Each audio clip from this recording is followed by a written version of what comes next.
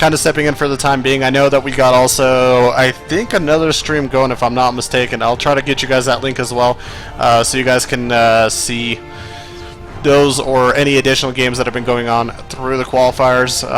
But now we're in the round of 32 winners, so I want to welcome you guys back in, starting over here at the top right side of the map, representing Complexity. We have coLMoosegills. Now, for those that don't know, yesterday coLMoosegills went full godlike and decided to beat DRG. Yes, as in Dong Ray Gu. It was pretty damn awesome.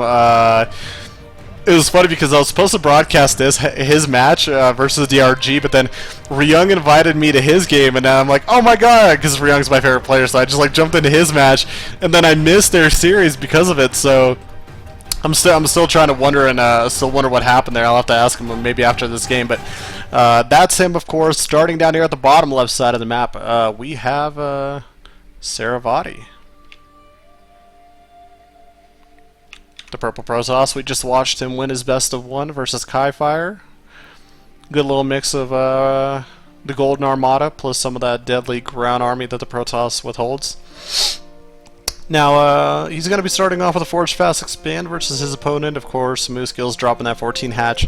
For those guys that are kind of not paying attention around the world of StarCraft, or you know, a little bit more of the casual viewer, don't worry, guys, I got your hookup. Today's news, of course, you guys might be wondering what the hell's going on with these party hats, man. Going on, these drones, man, they look awesome. They're having a fun time. They are, because it's year 4 of StarCraft beginning tomorrow. It's the anniversary, guys. If you guys kind of fell behind, you know, forgot about the good old days.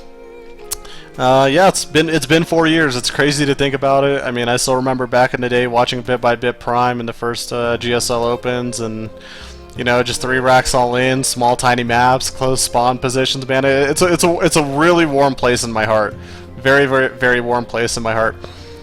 As well, the other news today, balance changes came in. The balance patches are live on Southeast Asia and US. Terran Widow Mines. It's basically the Terran party patch. The splash radius now is 1.75. It was a little bit lower, and now there's no more of that zoning. You know how it was like 50%, like 50% this certain range, 25% damage this certain range within the Widow Mine shot. Now it's that full 1.75 range. That splash radius, the 40 damage, also plus 40 shield. So we'll see how Terrans do right now. It's going to be interesting to see how TVZ actually changes more than anything.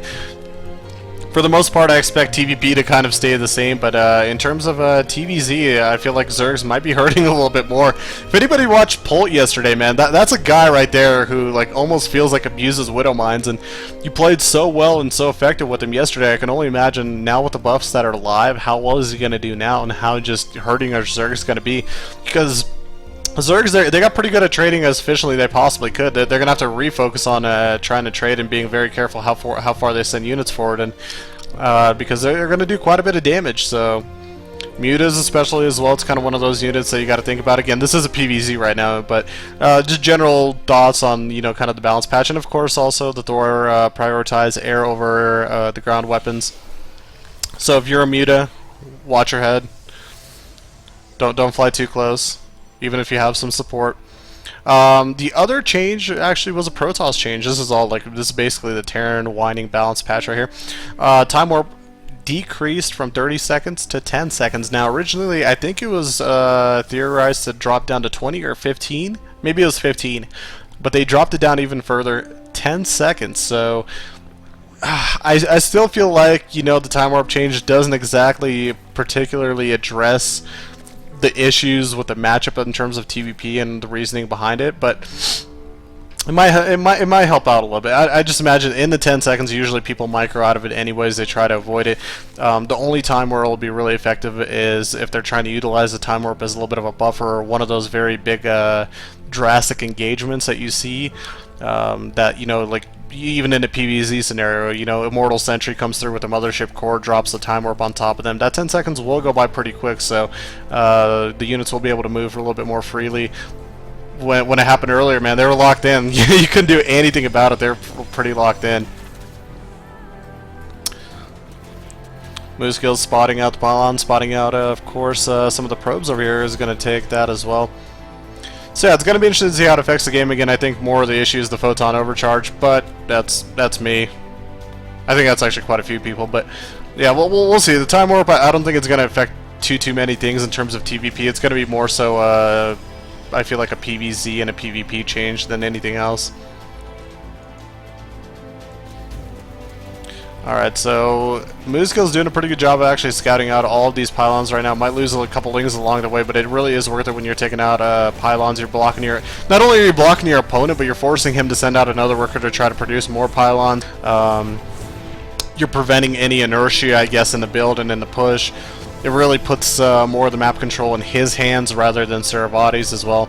SaroVati, though, meanwhile, going to be taking this third base right now at the bottom right.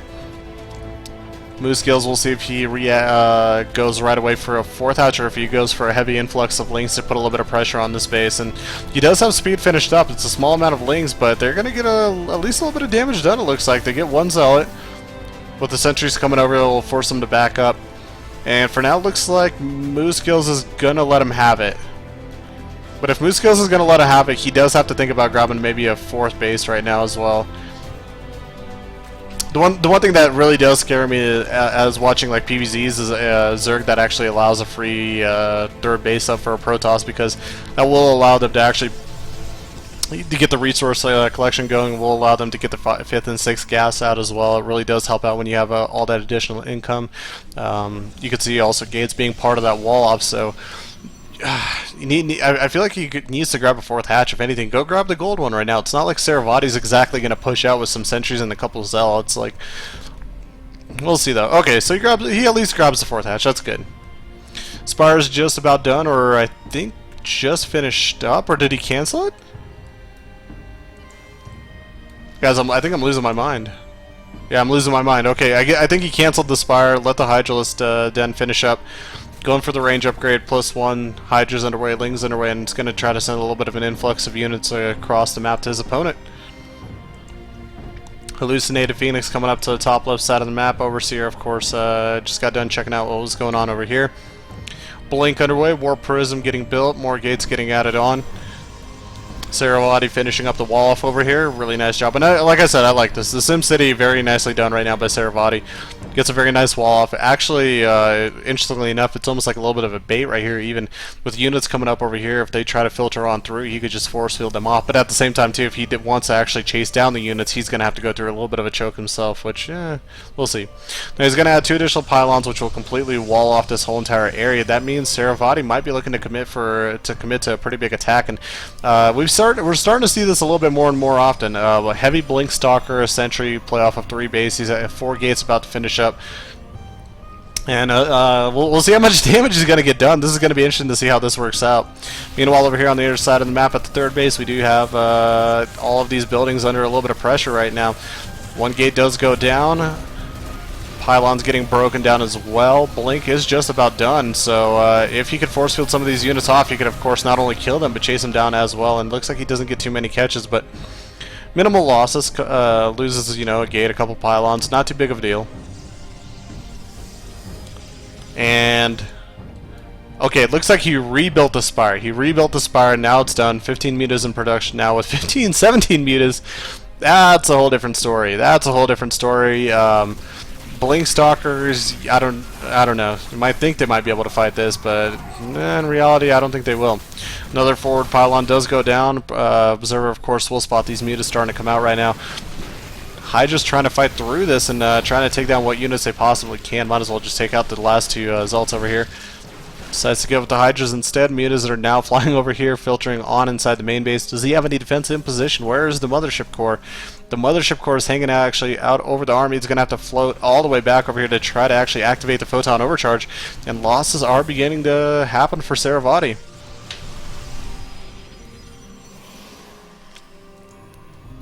Mutas pull out. More mutas in production, actually 10 to be total. And what is the unit count on those bad boys? Looks like we have 23 mutas, and with an additional 4 on the way, we'll be up to 27. 2 more, we'll be up to 29. And War Prism does come through, get a little bit of harassment done, but not going to get really too much action going on for him. I'm really actually worried for SaroVati at this point, because this is quite a bit of mutas, and this is not exactly the most... this isn't the most comfortable map to do that, like... to have Archons and have with all of these borders that you're putting up to chase down mutas, it's really hard to pull off. You have to really string yourself across pretty heavily. Phoenix gets cancelled. There we go. 2 Phoenixes actually underway. There we go. Fleet Beacon as well getting added on. So at least Saravati is, in terms of reactionary play, doing a pretty good job. Going to be trying to get everything out that he possibly can to deal with these bad boys. Mutas, if they are ballsy enough to take on the Archon, they might be able to. I know the thing is, you just have to have a split. You just have to have a good split. You can't bunch the Mutas up. They could actually probably fight this. It'll be very close, but they could probably fight this. But they're going to be trying to take a look and going for the full pick-off right now. 4 more Mutas in production, plus 1 is just about done. 32 total Mutas are out on the map. But like I said, the longer you let this happen, the worse off it's going to be. But he is getting down the Stargate. We'll get the Stargate down. That's going to help him out. Saravati going to fall down for now to 1 Stargate production. Going to be adding a second one back up again. Meanwhile, run by over at this base. Trying to warp in some Zelts in time. These are some pretty quick speedlings, but they don't have actually, they have +1 attack upgrades. No +2. Just barely managed to get the shields down, and that's about it. Well, the filter of units is starting to go across the map, and you know, if he honestly just, you know, does a pretty big surround right now on all of these units, he should be able to fight them. Oh, watch out for the Archons. Archons are scary.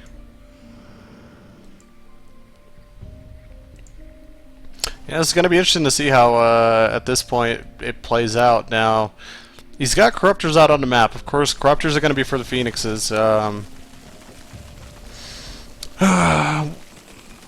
thing that should help out with right now is him entering these bases. He should be able to freely fly in and do as much harassment as he possibly wants. It's going to force actually the full army to pull back because the Phoenixes will. The Phoenixes, of course, are going to be aggroed by the Mutas, but because due to the Corruptors should be able to push them off. Should. Keyword should. Units start going down. We see Robotics Bay falling. Corruptors, like I said, they are pushing off. They are pushing off the Phoenixes for the time being, and Mutas are getting a lot of damage done within the main base, starting to take out gates left and right. Here comes the rest of the army filtering on back home. More Mutas, more Corruptors getting added into the mix, +1 Flyers underway, +1 Carapace about done for the army as well.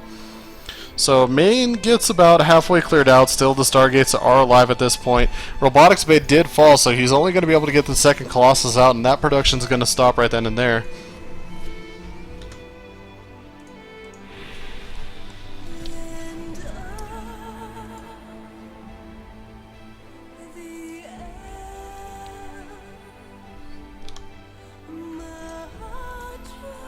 Okay, there we go. Sorry. Alright. Units are splitting up a little bit. We do have Lings, and it looks like they might try to do a little bit of a run by here as he goes through. You have to be careful, though, here, because you get enough Phoenixes out on the map. We've seen this numerous times over and over again, where eventually the Phoenix numbers outweigh the Corruptors, and the Phoenixes actually feel comfortable enough to fight some of these Corruptors, or aggro them at least. Mutas are going to be helping out, though, on the ground. Mutas should try to fight this Archon right now. They shouldn't just let all of these units die. They should at least try to snipe down the Archon. It's not like... So the thing is, it's not like the Archon... Like, the Mutas can do damage to the Archon. Like, you can't be that scared of them. The big problem comes when there's Templars and Storms. That's when I'd be much more scared of it. Here comes Saravati. Moosegills about maxed out. We'll see how much damage you could possibly do here. Phoenixes are starting to fall. Mutas, though, taking some serious damage right now with these Archons coming up right now. We'll see if he is able to last through here somehow. Trying to continue pushing off. He's trying to spread out the Mutas as well, trying to eat up the least amount of damage that he possibly can. There's still a couple Archons alive, and man... Protoss army just dealing so much damage, not able to break the Archons. The Guardian Shield, the support of the Phoenix, starting to rip apart the Muta numbers. Moosegills down to 144 supply, 30 Lings in production, 11 more Mutas underway. Pathogen Glands is not done yet, but I don't think he's going to have enough time to get Infestors out. I'm really worried for Moosegills. He might be dropping in game number 1, and indeed he does. Calling the GG, Saravati taking a 1-0 lead.